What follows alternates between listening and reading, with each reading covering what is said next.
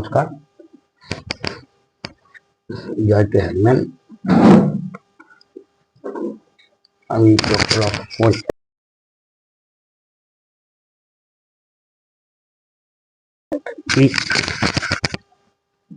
আজ আপনাদের সামনে একটা বিশেষ রিভিউ নিয়ে উপস্থিত হচ্ছে। বিষয় যে রোগটার বিষয়ে কথা বলবো সেটি হলো ইউটিআই। ইউটিআই কথাটি পুরো কথাটি হলো ইউরিনারি ট্র্যাক্ট ইনফেকশন। এটা একটি মূত্র নালীর সংক্রমণ এবং মূত্রতন্ত্রের, যেটার মধ্যে কিডনি, মূত্রথলি, মূত্রনালী নিয়ে গঠিত, সেই তন্ত্রের একটা বিশেষ সংক্রমণ। এটা একটি ব্যাকটেরিয়া গঠিত। এই ব্যাকটেরিয়ার নাম হচ্ছে ইকোলাই ব্যাকটেরিয়া, যেটাকে ইস্টেরিয়া কোলাই বলা হয়। এটা বিশেষ ধরনের ব্যাকটেরিয়া। লক্ষণ কি? দেখবেন প্রচুর পেশেন্ট আছে, যে পেশেন্টগুলি প্রস্রাবের সমস্যা নিয়ে আসে। তাদের প্রস্রাবের জ্বালা পোড়া, ঘন ঘন প্রস্রাবের বেগ বা চাপ, পেটে ব্যথা, প্রস্রাবের রং ও গন্ধের পরিবর্তনও হয়। তার সাথে থাকে জ্বর, কাঁপুনি, বমি ভাব। পেটে যে ব্যথাটা বললাম সেটা প্রায় ক্ষেত্রেই দেখা যায় তল পেটে, এবং মাঝে মাঝে প্রস্রাবের সাথে রক্ত বেরোয়। এর কারণ হিসাবে আমি আগে বলেছি, তাও আবার বলছি, ইকোলাই ব্যাকটেরিয়ার ইনফেকশন। এই ব্যাকটেরিয়া মূত্রনালীর মধ্যে দিয়ে প্রবেশ করে এবং মূত্রতন্ত্রে গিয়ে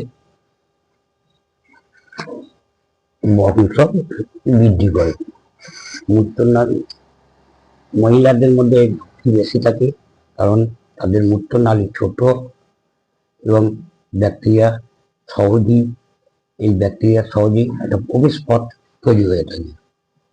এটি টাইপ দু প্রকার, একটা হচ্ছে নিম্ন মূত্রথলি নিম্ন টাইপ এবং একটা উচ্চ মূত্রতন্ত্রের টাইপ। নিম্ন মূত্রতন্ত্রের যে সংক্রমণ সেটা হচ্ছে মূত্রথলি বা সিস্টাইটিস এবং মূত্রনালী বা ইউরেটাইটিস। উচ্চ মূত্রতন্ত্রের যে সংক্রমণ সেটা হচ্ছে কিডনি সংক্রমণ, যেটাকে আমরা পাইলোনেফ্রাইটিস বলে থাকি। এর চিকিৎসা কি হবে? চিকিৎসা প্রচুর পরিমাণে জল, ব্যক্তিগত হাইজিন মেনটেন করুন, বিশেষ করে পরিষ্কার পরিচ্ছন্ন থাকার চেষ্টা করবেন, ঢিলে ঢালা পোশাক পরুন, এবং কিছু কিছু ক্ষেত্রে অ্যান্টিবায়োটিক দ্বারা ট্রিটমেন্ট হয়ে থাকে। এর জন্য প্যাথোলজিক্যাল ইনভেস্টিগেশন সাধারণত আমরা ইউরিন কালচারটাই করতে দেওয়া হয়। ইউরিন কালচার করলে এর যে কারণটা বোঝা যায়।